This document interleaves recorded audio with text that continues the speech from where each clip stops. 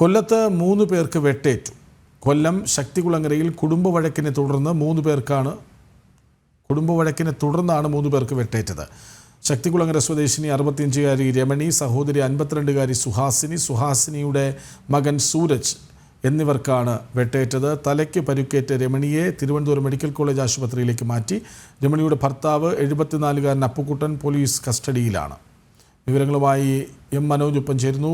മനോജ്, ഈ രമണിയുടെ ഭർത്താവ് 74-കാരനായ അപ്പുക്കുട്ടനാണോ ഈ കൃത്യം ചെയ്തത്?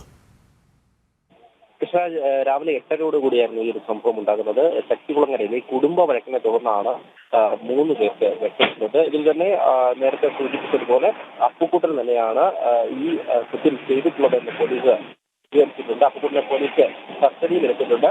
ഈ രാവിലെയോടുകൂടി തന്നെ ഈ രമണി തന്നെ അപ്പുക്കുട്ടൻ തമ്മിൽ ഒരു വാക്കുതർക്കമുണ്ടാകുന്നു. കുടുംബ വഴക്കിനെ കുറിച്ച് ഉണ്ടായിട്ടുള്ള ഈ ഒരു സംഘർഷത്തിൽ ആദ്യം രമണിയെയാണ് അപ്പുക്കുട്ടൻ വെട്ടുന്നത്. തുടർന്നാണ് സമീപത്ത് തന്നെ താമസിക്കുന്ന സുഹാസിനി, ഈ രമണിയുടെ സഹോദരി, ഓടി ഇവിടേക്ക് എത്തുന്നത്. കൂടെ ഈ സുഹാസിനിയുടെ മകൻ സൂരജ് ഉണ്ടായിരുന്നു.